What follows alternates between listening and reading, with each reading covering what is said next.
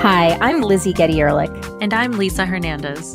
And we're your hosts for Scholar Strategy Network's No Jargon. Each month, we'll discuss an American policy problem with one of our nation's top researchers without using jargon. This month, we're talking about the social safety net in the United States. You mean nonprofits? Ha ha ha! I mean, yes, partially I do. And that's what we're going to talk to our guest about. I think, different people have different ideas in mind when they hear that phrase. For me, it's mostly government, but you're right. There's also a host of non-government groups who provide that.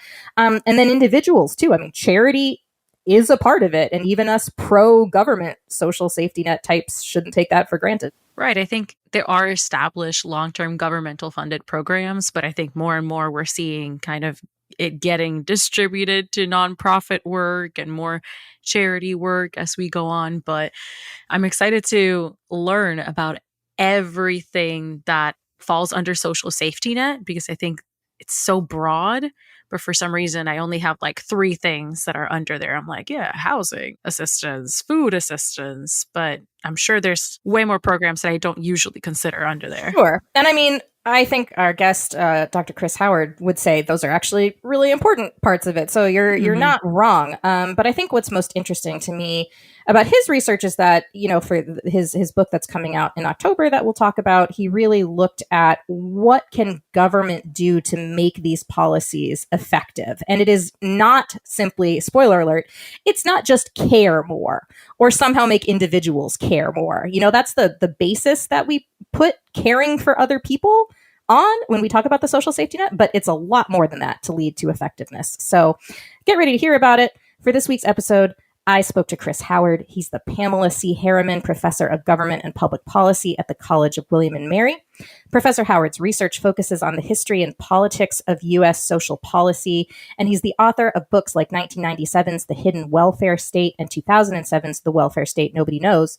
But his current book, Who Cares? The Social Safety Net in America, is coming out on October 11th, and it provides a comprehensive map of the social safety net, both public and private. Here's our conversation. Thanks so much, Professor Howard. Thanks for inviting me. Oh, yeah. I'm really excited to talk about the safety net with you today. So when I think of the social safety net, and of course I'm a policy person, so I have a somewhat expansive view, but also limited by, my status in America. I think of things that we've collectively bundled together into this concept of welfare. So programs for impoverished people to help them stay afloat, like SNAP and EBT, Section 8 housing vouchers. But of course, there's more to it than that. So we want to start this conversation by having you define social safety net. What is actually in the net? Okay, good question. The way I define it is sort of how we as a society help individuals cope with material hardship. So there are a couple of pieces there. The we there, it's more than government. That's crucial. But I also in the book try to pay close attention to charity and also what scholars call the family safety net. So it's sort of combination of public and private actors there. The material hardship part, so that's things like lack of income, food, housing, medical care, and daily care, which you might think of as largely childcare and long-term care. I don't include things like social poverty or social isolation. I don't include spiritual poverty. The focus really is on material hardship. And the safety net, like the term suggests, really is there to catch people after they've fallen on hard times. And so I'm not looking at important parts of society that might prevent poverty in the first place, like K through 12 education or job training. When I started this project, I was fairly comfortable using that term safety net. It just seemed like something lots of other scholars and people in the media and politicians use all the time. The more I investigate, the more I look at sort of, okay, at the end of the day, how many people are still poor? How many people are still food insecure? How many people are still dealing with the threat of eviction? I think that in some ways, when we talk about the safety net, we're sort of fooling ourselves that, if you look at a net and it's got all these holes, all these people falling through, at some point, that's not a net, right? And I don't I don't yet have a better way of describing what we do have, but there is a very old-fashioned term that might be more accurate, and the term is poor relief. This is how folks in the 19th century and the early 20th century talked about poor relief. And, if you think about the term there, relief, that's a sort of lower hurdle than safety net, right? It just means we're trying to make a bad situation a little less bad. And, I think if you're being honest here, a lot of what goes on in this country is, relieving some of the distress, some of the hardship there. But it's hard to see that it's really making everybody, or even lots and lots of people, feel safe in a very sort of tangible, everyday kind of way. All right. Your understanding of safety net is definitely a common one that stresses sort of the government part and the parts that are really targeted at people with low incomes, like SNAP. My definition of it is broader than that, in that it includes also social insurance programs that are quite inclusive, programs like Social Security and unemployment insurance that benefit a wide range of people, but also in the process benefit a lot of people who are poor or near poor. And that is an interesting divide right there. I think most people probably, when they think of the safety net, think of programs that are targeted specifically at poor people. And you're saying it's actually all of these things that, yes, do affect poor people, but are not necessarily limited to that, and also not solely set up by government, but sort of interactions between government, charity, private enterprise, private citizens, which sounds good to me at first blush, because of course I'm like, well, that net, yes, let's make it thicker. Let's have more strands, weaved in it so that there's fewer cracks to fall through. But we'll see, based on, what you've written about and what you've researched about how that actually works. The book that's coming out in October is titled Who Cares? The Social Safety Net in America. And, from the previews that we've received, that word care really provides a pivot point for a lot of your analysis. Can you tell me, what is your focus on this term of caring? What do you actually mean by that? And, how do we gauge how much we as a society, or we as a government, I guess, care? Yeah, the whole emphasis on care in the book was in some ways a lucky accident. Early in the process, I knew that one of my weak spots was the sort of chapter on daily care. I hadn't written much in the past at all about childcare or long-term care. So when I was doing some background research, I kept seeing references over and over again to this scholar named Joan Tronto, who's a political theorist and who's known for a number of things, but one of them is developing this notion of care theory. I started reading her work more closely, and it was just really interesting, her discussions about dependence and independence and how those get navigated throughout our lifetimes. But she's also got this framework, these sort of 4 stages of caring. And when I saw that, I was like, yeah, that would be a way of helping to sort of organize a lot of what we collectively do for people who are experiencing hardship here. And the way she unpacks that is saying these 4 stages, you can think about, step 1 is caring about something. Step 2 is taking care of. Step 3 is caregiving. And the last step is care receiving. And so the first half of the book is more about sort of how we talk about these needs, how much we say we care about them, which parts of society we think should be responsible for taking care of folks. And the second half is more about what we actually do. And that's the caregiving and the care receiving. There's also some of the taking care of, in the sense of who's going to pay for all this, people paying taxes, people making charitable donations, and those sort of concrete actions show up in the second half of the book as well. But I think this notion of care, which can have a very personal connection to people, a very sincere desire to see them be doing okay, but also care in more sort of general, abstract ways, just, well, I care about hunger, or I care about kids. Certainly seems to me that there's often a disconnect when you ask your average person, do you care about poverty? Do you care about food insecurity? Most people would say, yes, those are bad things. I think our society should address them. What happens after, though, is very complicated, of course. And so we started this conversation. We used the word impoverished to describe people who receive the benefits of social safety net programs. And I know that you focus on the word poverty poverty and its ambiguity in terms of what actually qualifies as poverty. Can you define how you are using that term? And does your definition differ from the working definition that the US uses to determine who benefits from policies that are meant to help impoverished people? So I do start with sort of the official government poverty line, poverty thresholds as a sort of opening. It's hard to find hardly anybody that will defend that poverty line on technical grounds as being a good one. And you've got different criticisms. It's set too high, it's set too low, it's too crude because it doesn't capture geographic variations there. So I also then talk about a better measure that the government has been using for the last decade or so called the supplemental poverty measure, which does capture a better picture about the income that people have, the taxes they pay, some of their expenses. But you've also then got arguments from academics and even organizations like the United Way, the Salvation Army, that have their ways of sort of measuring need and impoverishment in this country. And those tend to come up with numbers that are substantially higher. And that, if you think about the poverty line or where people might be close to the poverty line, the near poor, a number of these other estimates say, well, we really ought to be counting people who make up to like 150% of the poverty line, maybe even 200% of the poverty line.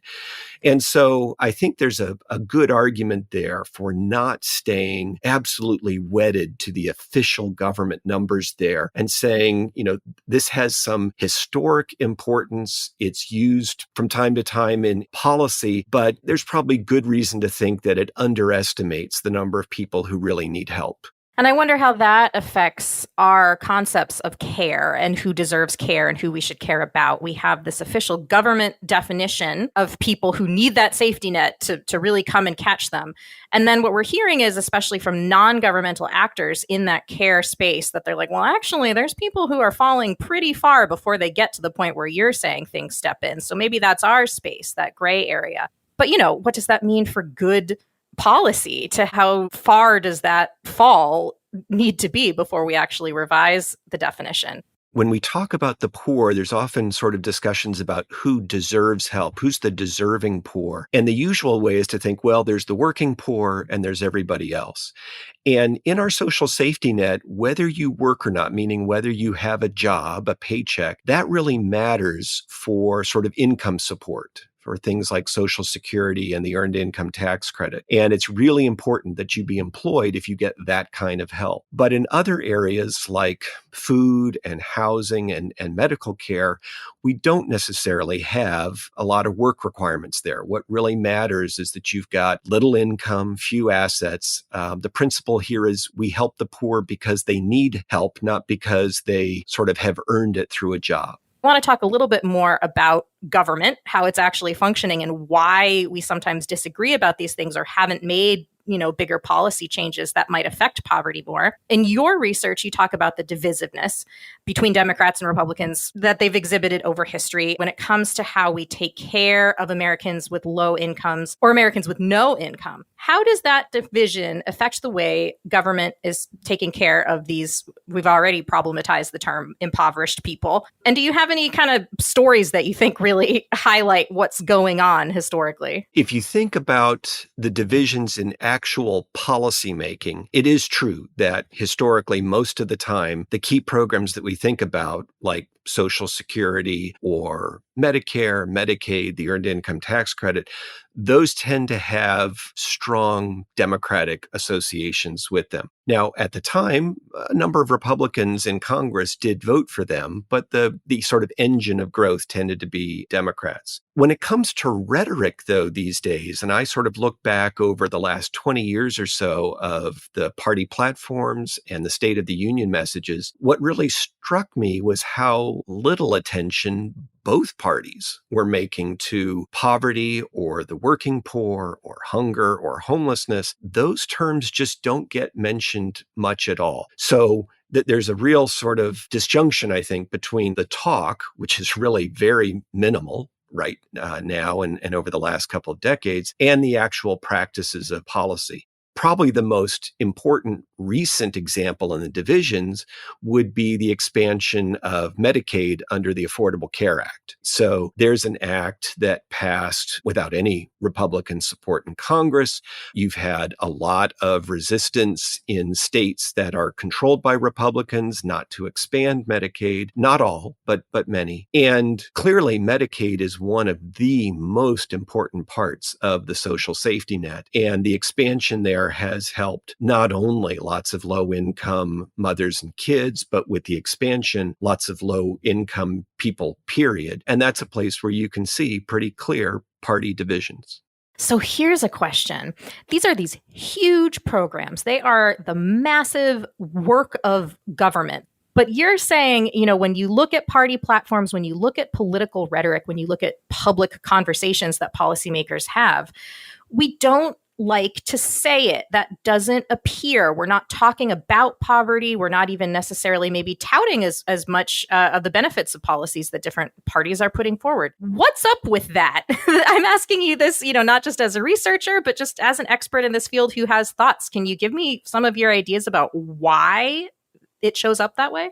The first simple sort of explanation there just has to do with the lack of political clout. A lot of the poor are kids who cannot vote. A number of them have serious disabilities, aren't likely to vote. And the sort of the able-bodied voting age adults there are certainly not in a position to be big donors. They're too busy surviving day to day to spend a lot of time volunteering for campaigns or anything. So they're a politically marginal constituency. You do have in other countries politicians who are willing to say, we ought to cut child poverty in half, right? That ought to be a worthwhile goal, something that we can achieve. It's hard to get policymakers in this country. It's not impossible, but it's hard to get them to even declare that as a priority there. Part of the story, I think, in the last 10 or 20 years, there's been a lot more attention to inequality than there is to poverty. And the two problems are related, but they're not the same. And you can do things to reduce inequality that won't do much at all to reduce poverty. And so I think that the conversation has sort of shifted to be focusing on inequality. And at that point, you start focusing on millionaires and billionaires and taxation and whatnot. And sometimes the poor get lost.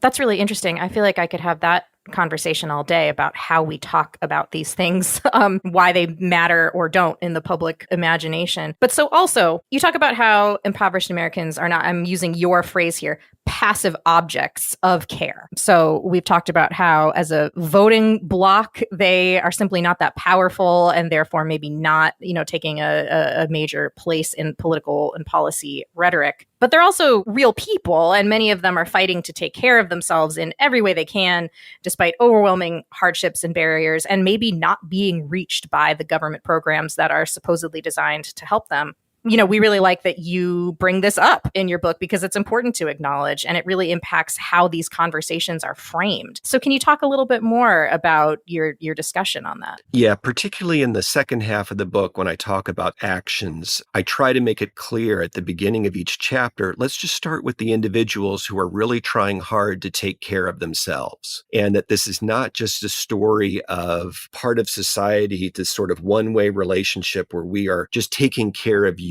helpless, hopeless folks. No, you've got folks who are really trying to make ends meet, working in a job market where there are lots of low-wage jobs, part-time jobs, contingent jobs, jobs with erratic schedules. And it's really difficult for those folks, as hard as they try to play by the rules, to still pay their bills for housing and food and medical care and the like. And so once you sort of take into account, okay, what are folks doing here? They're not just sort of sitting around watching TV all day. Once you take into account their sustained efforts to support themselves and their families, now then let's look at where government comes in or charity comes in or where they get help from their extended family. Sure. And we're talking about a staggeringly large number of Americans. The poverty rate, again, this is the U.S. definitional rate in 2020, was 11.4%. But we've already talked about how that may be quite inaccurate. But that's describing those people struggling to make ends meet, often finding themselves with fewer reliable options on a variety of vectors. Let's get to your policy recommendations. We have all these government programs aimed at helping the poor or at helping everyone, and the poor are part of everyone. So great. We've also got private institutions, private citizens who take steps to help the poor. But it's not enough. There's still too many people struggling to have their basic needs met. What needs to happen? Yeah, that's a good question. I mean, there were a lot of pieces in the original Build Back Better plan having to do with childcare, long-term care, affordable housing, et cetera, that I thought would have been real positive steps there and that were sort of pulled out and dropped from the Inflation Reduction Act that recently got passed. If I were in a position of authority, which as a professor, it's pretty limited. If I could sort of make changes here, one of the areas that I think really deserves more attention is affordable housing. I'm on the local Citizens Advisory Board for our county Department of Social Services. And one of the things that's become really obvious from talking with the staff people there and talking with some of the clients that they serve is just how difficult life is when you are spending 50% or more of your income on housing, right? And, in the Williamsburg area, we don't have crazy high rental prices. We're, somewhere around the national average. And so if people here who are working in low wage jobs, if they're having trouble, affording an apartment, that sort of problem is going to be all over the place. And it's certainly going to be magnified in places like New York, Boston, San Francisco, DC, et cetera. And there are a number of ways that we could help people in this area here, right? So we've got public housing, which there's a long-standing need for deferred maintenance and the upkeep of those properties. We've got rental vouchers. There are long lines of waiting lists there. We've got lots of people who are eligible, but there just aren't enough vouchers to go around. This is the Section 8 program that I said at the top of our talk, right? Yeah, Section 8's the historic name for it. It's now, I think, maybe called Housing Choice Vouchers. Sure. We love to change the names of programs and then use the vestigial ones to keep describing them. That's right. That's right. And so there's definitely, room to expand that program. Other folks have suggested renters tax credits, right? So there are a number of states that do this. They tend to be kind of on the small side, but you could put that in the federal income tax code. You could make it refundable, like the earned income tax credit. That would potentially help a lot of folks. There are also discussions at more sort of the city level about changing zoning to allow more multifamily properties that would make housing potentially more affordable. So that's certainly one area. The other one that comes to mind, last year, there was a temporary but significant expansion of the child tax credit. And the early returns is that it did a lot of good things in terms of helping families with kids. And this is people who are sort of poor, working class, even up into middle class families, because for the first time, these families could really take advantage of the child tax credit because it was refundable. And it looks like child poverty dropped. These families were able to set aside more money for the rent, set aside more money for medical care, for food, for the kids' clothes. And that expansion has been allowed to expire. But there's, I think, a really good argument that if you want to help families with kids, that child tax credit is a pretty good vehicle along with the earned income tax credit. Yeah. And those are, of course, direct support programs that simply give money to people who qualify, who then get to use it to support their families, which, time and again, research shows are pretty useful, but also have a fair amount of detractors for other reasons. And everything you're describing, I mean, it's clear that these systems are so complex. We're talking about so many different policy areas. We're talking about huge groups of people that have certain things in common and not others, across so many areas of difference. But I love the way you organize what makes for good, effective policy, effective social safety net policies across all these different spaces, which is really this combination of, yes, we're starting from a space of moral imperative. We're saying it's bad to be poor. We're a rich country, and so people should not be suffering. And so it's a duty in some ways to help. But that's really only the beginning, and it is very much not enough. Can you bring in the concepts of self-interest, coercion, and profit? This is sort of the three-legged, I won't say stool because there's too many three-legged stools in policy conversation, but it's a three-legged something that creates an effective policy program? Maybe pick an area that we've already talked about to say how those things would function in that policy space. Yeah. So I do try to acknowledge, like your question started, that there is a remarkable amount of compassion and concern for others. And you can see it in people volunteering, people donating, et cetera. But basically, we just don't have a large enough supply of angels to take care of the problem, right? So we have to create a safety net in other ways. So the coercion part that I talk about really comes around to that notion of taking care of other people. And this is where, income taxes and payroll taxes come in. And we sort of insist in the income taxes that more affluent people and corporations help pay into government, and that some of that money will be used for vital programs like Medicaid or SNAP, which is the main food assistance program. With payroll taxes, so those go to fund social insurance programs like Social Security and Medicare and unemployment insurance. That's the case where we've got lots and lots of people during their working years who are paying these taxes, and they're doing that partly out of self-interest because they know that down the road they could well need help from Social Security or an unemployment benefit, and that in the process, those programs are also going to be helping people who are lower income workers who are less fortunate and may need that help even more. Great. And can you see any space in the reconciliation bill that just passed, Biden's big package, that is, you think, set up well to make use of those different prongs and be effective? Or are there areas where you wish you could add a little bit more in the self-interest, coercion, or profit space in order to shore up a policy proposal? So the three main parts are really sort of the energy and climate part, the healthcare part, and a taxation part. So for my purposes, as much as I like what's going on with the energy and climate change part, those aren't really relevant to the safety net. One of the big things in there that I think will be a real help is providing more budget to the Internal Revenue Service. And they have been really strapped, not just for the last couple of years, but for at least a decade, and unable to do much in the way of auditing. And the area that in particular has suffered is they just don't have the staff to audit very complicated returns from corporations and affluent individuals. I don't think the extra money from the IRS means lots of ordinary taxpayers making average incomes are looking at being harassed by the IRS. I think they're going to go where the money is, and the money is, more affluent individuals, millionaires, multimillionaires, and that being able to ensure that they're truly paying the amount of taxes they owe is estimated to bring in a fair amount of tax revenue that's not being collected right now. And some of that money, not all, but some of that money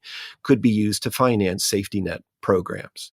So we'd love to have you end this conversation by sharing some words of advice for caregivers, anyone who's in some capacity trying to help other human beings battling poverty. And, based on our conversation so far, I'm even expanding what I think of when I would define the word caregiver. To me, that sounds so personal. Someone who's caring for children, someone who's caring for the elderly, people in their own family. But it's really anyone who takes part in an organization that has any civic arm to it that addresses poverty, and anyone who's maybe a taxpayer or, a politician are involved in that political process, since that's such a big part of what our government does. What would you tell them?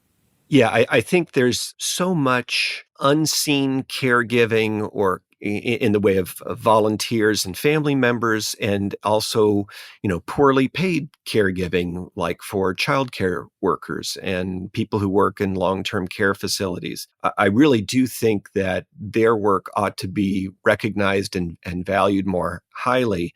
I think that one way I came across, especially if you sort of listen to some of the major churches and charities, they talk about themselves as being essentially the safety net to the safety net, right? And that they understand that the sort of government programs out there like Medicaid and SNAP, that those are sort of the first line of defense, but that's not going to catch everybody. It's not even really designed to catch everybody. And if you don't want to have massive amounts of people in distress, then you've got to have folks pitching in, either in a paid job or informally, as a way of catching those who fall through the sort of standard public safety net that we tend to think about. Excellent. Thank you so much, Chris. It's been a real pleasure to have you on No Jargon.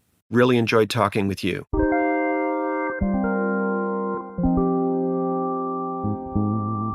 And thanks for listening. For more on Chris Howard's work, check out our show notes at scholars.org/nojargon. No Jargon is the podcast of the Scholars Strategy Network, a nationwide organization connecting journalists, policymakers, and civic leaders with America's top researchers to improve policy and strengthen democracy. The producer of our show is Mandana Mosen-Zonigan. And if you liked the show, please subscribe and rate us on Apple Podcasts or wherever you get your shows. You can give us feedback on Twitter at No Jargon Podcast or at our email address, nojargon@scholars.org.